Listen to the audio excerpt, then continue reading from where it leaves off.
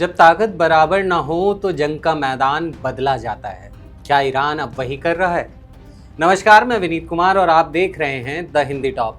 और middle east में चल रही जंग अब एक ऐसे मोड़ पर पहुंचती दिख रही है जहां लड़ाई सिर्फ मिसाइलों से नहीं बल्कि एनर्जी के जरिए लड़ी जा रही है। अब सवाल ये नहीं कि कौन किसे हथियारों में हराएगा, बल्कि ये है कौन दुनिया की बिजली, तेल और पानी को कंट्रोल कर सकता है।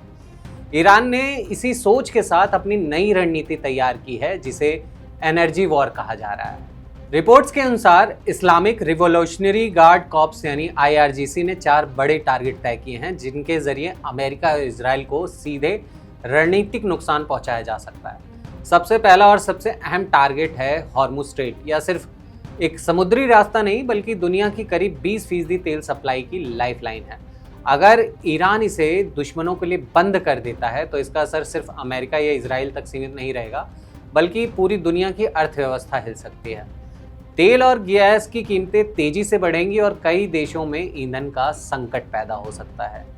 इसके बाद ईरान ने अपना जो दूसरा टारगेट रखा है वो है इजराइल की बिजली व्यवस्था। ईरान की नज़र इजराइल के 5 बड़े पावर प्लांट्स ओरोन रॉबिन, रूटेनबर्ग, हागेट, एस्कॉल और दलियाग पर है। ये सभी मिलकर इजराइल की 50% से ज़्यादा बिजली की ज़रूरत पूरी करते हैं।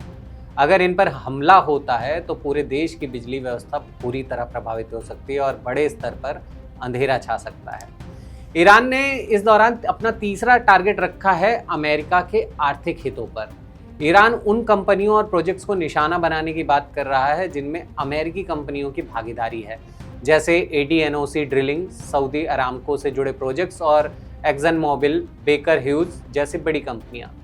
इसका मतलब साफ है कि जंग अब सिर्फ मैदान तक सीमित नहीं बल्कि व्यापार और तेल की अर्थव्यवस्था तक पहुंच चुकी है। और ईरान का चौथा और सबसे बड़ा टारगेट है खाड़ी देशों की एनर्जी सिस्टम। ईरान की नज़र UAE के बरकाह न्यूक्लियर प्लांट, कतर के उल हौल और रास लफान जैसे बड़े एनर्जी सेंटर्स पर है।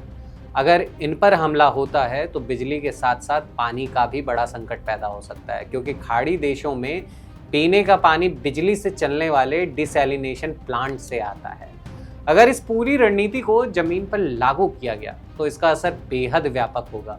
बिजली, पानी और तेल तीनों पर संकट आ सकता है और इसका असर सिर्फ मिडिल ईस्ट तक सीमित नहीं रहेगा बल्कि पूरी दुनिया को झेलना पड़ेगा।